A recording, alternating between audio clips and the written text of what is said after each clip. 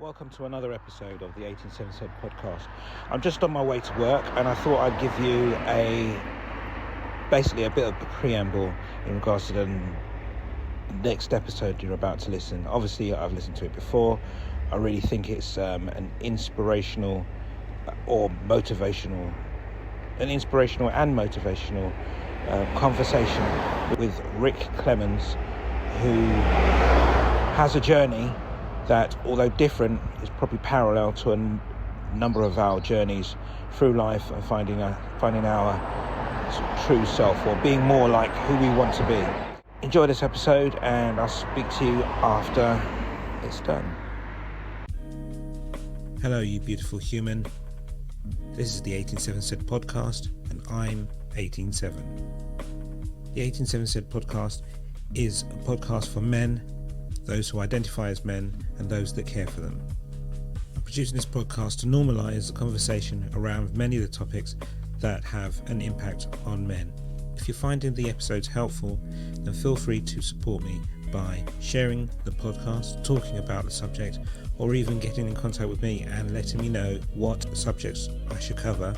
But also, if you have a lived experience that you think is important to talk about, or something you'd like to share, all of my contact details are in the show notes.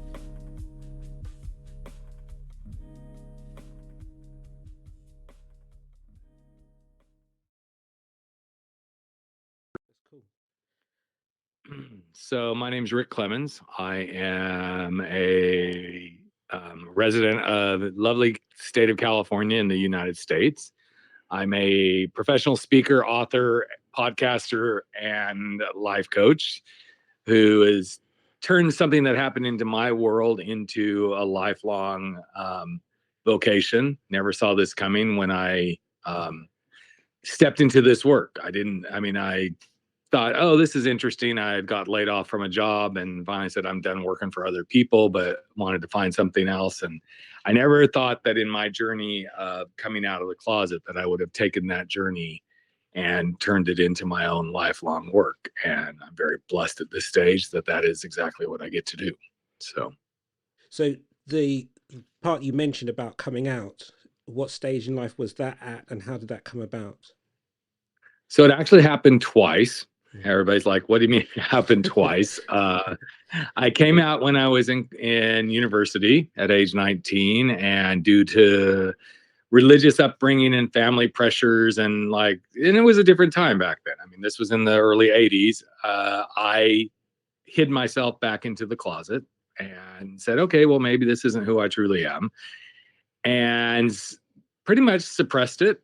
Didn't really act on it until I was older and lived the life, got married, had 2 children, which I'm very blessed that I had that whole experience. And then at age 36, it got to be too much for me that I'm like, I'm not living my truth. I'm hiding the truth of who I am. I'm living a double life, and came out. And obviously that was a very painful experience because I went through a divorce. My children were very young at that time. I feel very blessed that my children are very embracing. We have amazing relationships. They have both grown up to be amazing young women. They were blessed to have somebody that came into my life that helped be the other part of their parent group. And he and I have been together now 21 years. And he's been an active part of my daughter's lives since my youngest one was 18 months old. So they have literally grown up in a gay male home, along with their mother, who has her own life and has moved on to her own other marriages as well. So, but that was when everything happened and how it all unraveled. So what I'm interested in, partly you mentioned about you're not living your own truth. How did that come out? How did it manifest itself kind of psychologically and socially to those people around you? Well, I found myself being very sullen, most people used to say you never smile. And most people used to say, you don't seem happy. And of course that irritated me. It's like, who are you to say that? But it was true. I mean, now that I can look back on it, honestly, I see that in what other people were seeing. It took a long time for me to get to that realization. But once I saw that, I realized I was not happy. I wouldn't say I was an alcoholic, but I definitely consumed a greater share of alcohol than I do these days. I was overweight, tremendously overweight, and everything was hiding this truth. And I was not, now I can say I'm not proud of what I was doing then, but I was not faithful to my wife. I was sneaking out and having, sex with men, encounters with men, and turned it on and then turned it right back off, come back here I am, dad, husband, all these sort of things. And that duality of living, quite honestly, became so painful. And I became really bitter because I'm like, I don't get to be who I want to be. And then I would turn on this other, picture of who I am. And it literally got me to the point, and now I realize at that stage, I was actually in a state of depression. I didn't see it. I didn't believe it. I actually held it against my ex-wife and my mother because they always used to talk about their depression. I was just like, get over it. What do you mean? Now I can really relate to it. I know that I did suffer from depression after the fact. Depression hit me really deeply about 10 years later, and I'm like, oh, this stuff is really real. Now I'm a huge advocate for self-care and mental health and all that sort of stuff. But that's how it unraveled for me, and it was very, very tough to get through, to be quite honest. And what did you do to kind of get through it to the point where you had the announcement? Well, I actually ironically met somebody on a business trip in London, and it was rather interesting because I had never really put myself out there in a true way other than behind, hidden closed doors and stuff. And I went to, Piccadilly, to the gay bar scene in London back in the 80s, and met a guy. And in one night, a lot of stuff happened. One thing that did not happen was any sexual experience, so to speak. And that was the night that I realized that, wow, so this is what it could really be like. There was a lot of connection. There was a lot of talking. There was a lot of understanding. And up until that point, it was all just about straight up like, hey, let's just have sex, get it done. And a lot of the guys that I was having those relationships with were in similar boats. Heterosexual guys that are like, well, I'm hiding my truth, but hey, we're just going to do this. And when I met him, and it was a quote magical night, again, there was no sex. I say, and when I'm talking about this on stage, that was the night there was no sex. I fell in love and I fell apart. I literally did fall apart. I realized this had to come to a head. And I flew home 2 days later. And on that flight home, I literally spent the entire flight from London to LAX writing out every reason that I was about to go turn my life upside down, inside out. And from that moment forward, I got home, told my wife what had happened, how I felt, who I was going to be. And it wasn't pretty by any stretch of the imagination, but we managed through it. We did get some family marriage counseling. I know in her mind, I can fix this. We can make this work. There is no making this work a lot of times. There are people who do make it work. They live in mixed orientation marriages.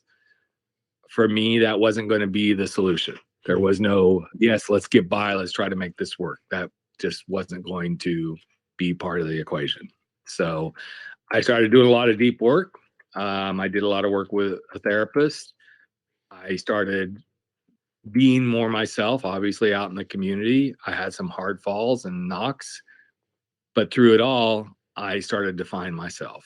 Those hard falls and knocks, are they because of the people around you not accepting it, or what do those hard knocks look like? Oh yeah, people not accepting it. Oh my gosh, you've been lying to us all these years. Back to the religious stuff. I got the religious, faith-based stuff thrown in my face a lot. You're going to go to hell. All these sort of things. There was also the hard knocks of, I was very quote naive about who I was as a gay man. I mean, I knew I was attracted to men, not just for the sex aspect, but for who I was. I just felt more at ease in the company of men, not hyper masculine men, and not super effeminate men. And I'm not knocking either of those, but I I knew there was a connection with male energy that made me feel much more secure in who I was. And that was a hard knock thing to happen. Of course, I fell in love really quickly over and over again because, okay, now I'm free. Now let's find a man. Let's start over again. And I've learned so much from that experience as well. That, stepping out, immediately running into a relationship. And now that I work with, men coming out of the closet or gay men in midlife who are trying to find themselves, I think any of us as humans, quite honestly, fall in love with what we think we're falling in love with, and doesn't necessarily have to be a person. It can be a job. It can be, okay, this job's going to change everything for me. And if you haven't really done the work on yourself to go, but what's important to me? That's where the real work happens. Work that you did on yourself. I know you talked about having therapy and trying to combat all of the religious stuff that was thrown at you.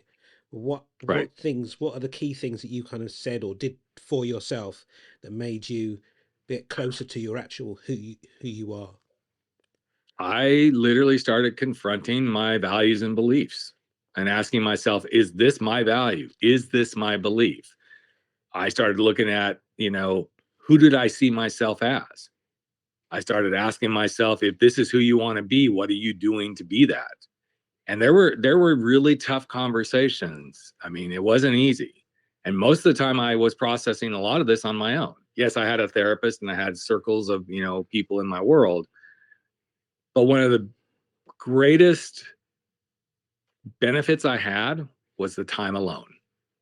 Right. Sometimes I think we don't spend enough time with ourselves because we're avoiding that feeling lonely, right? There's a beauty in being with ourselves because that's when we can ask the questions without a lot of outside noise and we really get to know ourselves.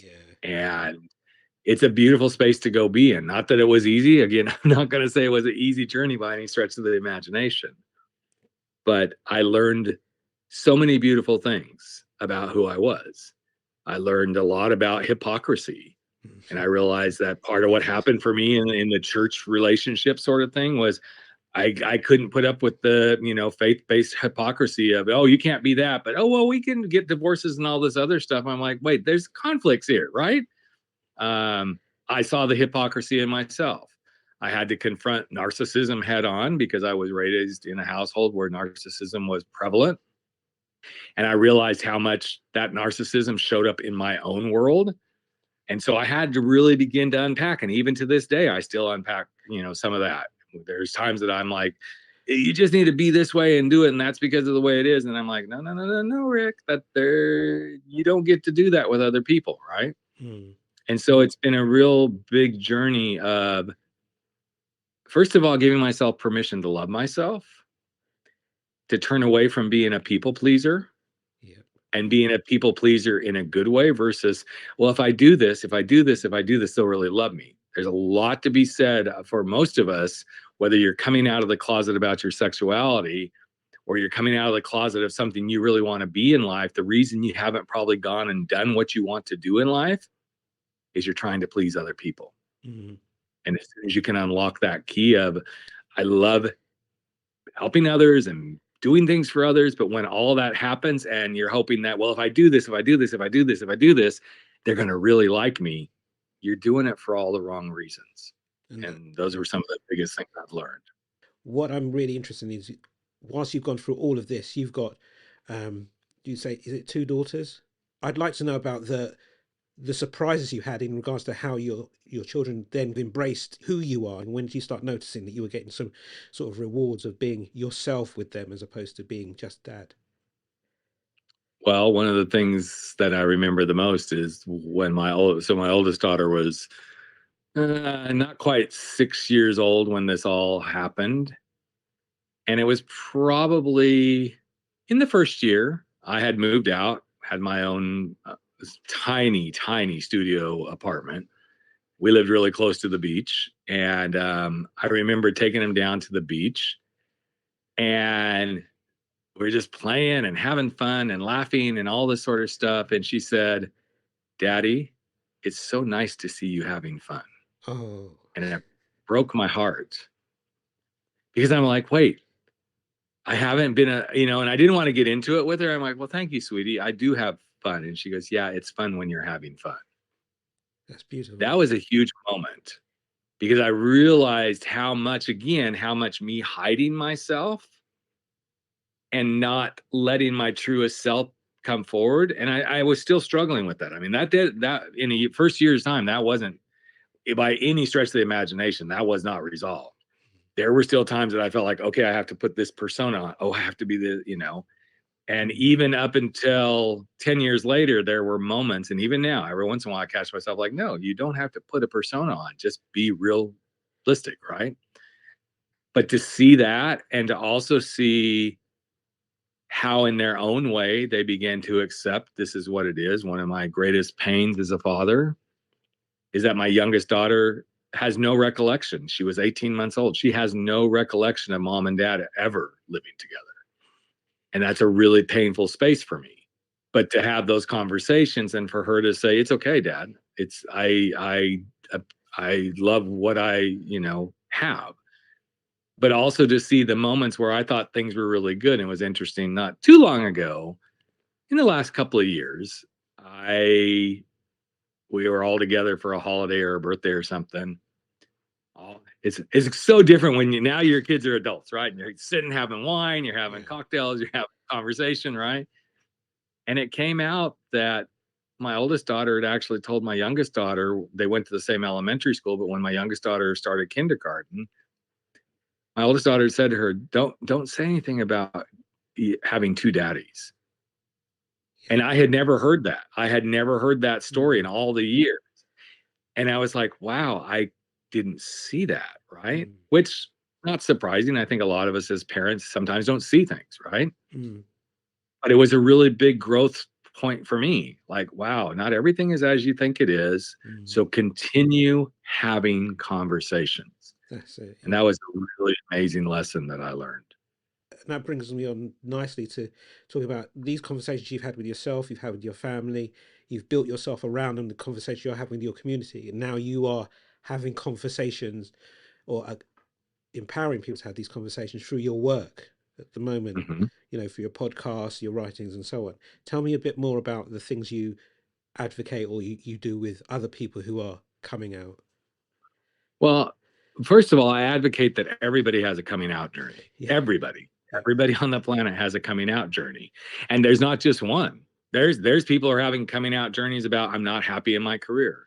There's people having coming out journeys like, I want a divorce because the relationship isn't working. It has nothing to do with sexuality. There's college students that I've had the privilege of speaking to at university about coming out about, I don't really want to get this degree. This is a degree that my parents or somebody said, this is what you should be doing. When we all admit to the thing that is not making us happy, that's when we start the coming out journey. And as I work with individuals, we all start in a place of confusion. And how do you know you're hiding something or not being what you want to be or doing something you want to do? It's a state of confusion. You're tugging against two different forces. And so where we work and start the work is, okay, let's get the confusion out of the way. We got to start asking the right questions. We've got to dig in and be super, super curious about why you're not doing this. What would it be like if you did do this? How do you think you could move through it? What are the ways you want to do it? Why is this important to you? Because as we start to ask those questions and get really curious, that is when we start to get our answers. So if you are given the answer to how to lose weight and you see that it starts to work for you, how much more confident and committed are you going to be to losing weight? Probably a whole lot more, right? But it takes courage to say, this is what I'm going to do. And this is how I'm going to do it. And so then that courage and commitment kind of go hand in hand. Here's what's interesting is I started to unravel all of this. And somebody had finally said, well, tell me what the process is that you do to help people come out of the closet. I'm like, I don't really know. I just do, right? But I kept getting that question. I'm like, well, actually, as a coach, this is kind of an important question. Tell me about the process we're going to go through. I started realizing that this 6-step process of going from confusion into curiosity, so that curiosity then helps you, develop the answers and get the courage to keep moving forward. But even as you get courage, you have to commit to it. You have to stay committed. But here's the beauty of commitment is the more committed you are to consistently doing this and even backing up and asking more questions and all that, the more confident you become. And in confidence, that's where you can consistently show up. Well, suddenly I had my process. And the irony of it is, I now have learned that I can do that with pretty much anybody in any journey. You want to leave your corner office, 6-figure income that you've worked so hard for, but you're really confused. How am I going to do this? What can I do it without the money? What are people going to think? People are going to think you're crazy. You know, oh my gosh, you have this great title and you have this great life. It's the same process. We're going to get them out of confusion into asking the right questions and moving them through that process. I feel very blessed that that is something that I don't want to say came to me overnight, but it unraveled in exactly the right time when I needed it most. And as someone who's come out of many closets, I came out of the closet about being a corporate, guy and left and got laid off. And then like, I'm coming out of the closet, I'm going to start my own business and it's scary and all this stuff. I've seen the process work over and over and over again to the point where there's proof in the pudding, so to speak. I see the proof that this actually does work. And I feel very blessed that I can do this in lots of different scenarios with lots of different kinds of people. We as men in general, you don't even have to be a gay man or a bisexual man. We as men have been told, don't be vulnerable, don't show your emotions, don't do this, don't do that. Yeah. That is a closet that most of us men should come out of. Because when we can be open and emotional and vulnerable, people see our true selves. But society has said, no, you're masculine, you're a man, you are supposed to do this, right? It's a real shame that we continue to perpetuate that masculinity standard. And I'm not knocking anything about masculinity. I mean, I feel like I'm one of those guys that I can walk down a street. I'm a 6'4", 290-pound guy. Most people would look at me and go, oh, he looks like he played football. I'm the furthest thing from being that person. But it's that construct of this is what makes you a man. When we can open the closet door to what true masculinity is, what true femininity is. Most women are stuck in a closet of here's what women are supposed to be. They're supposed to be demure. They're supposed to be, succumb to men. They're supposed to not go for. That's a closet. And we all should enable each other to come out of our closets. Here's my one caveat to that. I want you to go be unapologetically who you are in the world, provided that being who you are in the world is not hurting somebody else. When you are who you are in the world, so I'm going to go down the extremist route. If you're an extremist political person and everything you do comes from a place of hate and vileness and demeaning to other person, in my book, that you don't have permission to be unapologetically who you are in that world. Think about who we are. Come from a place of empathy. Yes, I want you to be who you want to be, but I'm also going to invite you to realize, how is that hurting someone else? But it is a beautiful way to look at things. I mean, let's just put something in perspective here. And we know the planet is an interesting, spinning little chaotic place right now. But whether it's Black Lives Matters or LGBTQ issues or religious things that are happening in the world, all of those things are things that are coming out of closets. But when we impart curiosity to quell the confusion around misunderstanding of Black individual strife, of any person of color's strife, when we impart that curiosity, what does it feel like to stand in an LGBTQ plus person's shoes? When we impart that empathy and understanding, they're like, okay, I want to help me understand your Christian values so I can better see you. We're actually stepping into getting the answers that we need. But we can't do that when the closet door is closed, like this is the only way to see our world. I'm not going to say I'm going to empathetically agree with you, but help me understand you. We still may not agree. But by at least opening the closet door to let's have a conversation, let's at least try to talk with each other. We still may not be on the same page, but at least we've had some dialogue. I think that's a big closet right now on our planet, that there are so many closet doors closed to conversations. And we can never heal as a planet until we open those closet doors of conversations and start having them. You wrote a book as well, didn't you? Yes, I did. Yep. Yeah, It's 'cause called Frankly, My Dear, I'm Gay. yeah. It's been out probably 6, 7 years now. It was Mhm. my first book. It was it actually started out as a memoir, and I was at the time I was actually going Mhm. through and getting my coaching certification. And I thought, I could tell my story, but a lot of people just tell their stories. Nothing wrong with that, that's how it started. And I got the first revision, first version of it done. I'm like, well, it doesn't feel quite right. And so I was starting to rewrite. I'm like, well, what if each chapter, as I tell a part of the story, I give some coaching techniques to help work through it? And suddenly I felt really lit up. I'm like, oh, this actually feels really good. And that's how the book ended up coming together. There'll be a chapter on family dynamics and then coaching techniques for like, how do you have conversation stuff? Then there's a chapter around religion. And then there's a chapter around accepting yourself as a, gay person. And I feel very blessed. First book did pretty well, still is selling. Every month I get a little bit of a royalty check for the books that are getting sold via Amazon. Mhm. And it actually became the basis for book number 2 that's sitting here on my desk staring at me going, are you going to ever finish doing anything with me, man?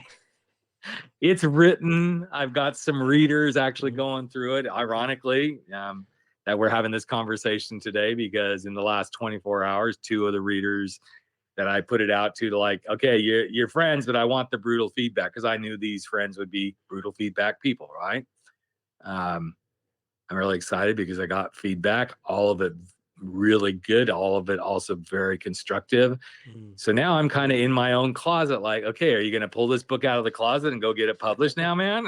Because I feel very fired up today. I woke up today feeling in a very fired up mood around that, but I have a lot of stuff on my plate. And one of the things I've learned about coming out of your closets is to honor what you already have going on, like truly honor that. Because if you force something into being, you're not going to come out in the way that you really want to be present in the world. You're going to do it with struggle and strife. And I found the more that I honor myself, like, it's not time yet. It's not time yet. It's not time yet. The irony is that time will show up and it will be the perfect time. So, Tell me, how do people kind of find out more about you, where you are, and what's the things that are happening at the moment for you? sure. So, the podcast, there's 2 of them. One is very targeted towards gay men. It's called 40 Plus Gay Men Gay Talk. And that's really about, hey, what's going on as a gay man in your life over 40? The stuff, I always say, we talk about the stuff that gay men need to be talking about, but they're not. Yeah. It's like, oh, I'm aging, or I can't find love, but I want love, but I can't seem to stop hooking up, and whatever it is. Maybe it's career stuff. A lot of guys, any guys, doesn't have to be just gay men. A lot of guys in their 40s start to go, well, I'm not happy. I need something with Mhm. purpose. I need something that matters, right? So that's one of the podcasts. The other podcast is my core podcast that came along with helping people come out of the closet. It is called Life Uncloseted. We tell lots of coming out stories there. It does have an LGBTQ kind of focus, but it's not the predominant focus as it used to be. We talk to lots of people from lots of different walks of life on the many different closets we all come out of. Mhm. The core essence of that is the core essence of my entire brand at this point is helping individuals dump their excuses, face their fears, and unapologetically be in the world as they want to be, which is an uncloseting way of being. Mhm. So those are the 2 podcasts. The other way people can connect with me is at Rick Clemons, Clemons, rickclemons.com. And it kind of just gives you a broad brush overview of who I am. You will see it's very targeted towards gay and bisexual men. But when I get the beautiful opportunity, as you've given me, to speak on something like this, I don't just work with gay and bisexual men. I Mhm. have clients from all walks of life who are like, your story really resonates with me. I feel like I'm trapped in a closet. I'm not able to move forward. I feel like I needed to, it's a universal truth, so to speak, that we all have these moments, these times in our world where we are literally stuck in the closets of our lives. I hope you found that episode as motivating as I did. If you need to get in touch with Rick, definitely look at the show notes or message me if you have any questions at all. or message him if you have any questions. But certainly, if you have similar experiences or something you'd like to share, then please do definitely get in touch. I would really appreciate hearing your feedback on this episode. All of my contact details are in the show notes. If you want to speak to me, you can speak to me directly. We've got a WhatsApp line. So take care. Remember, you are important. Thank you for listening to this episode. And wherever you listen to this podcast, please subscribe, like, or leave a comment.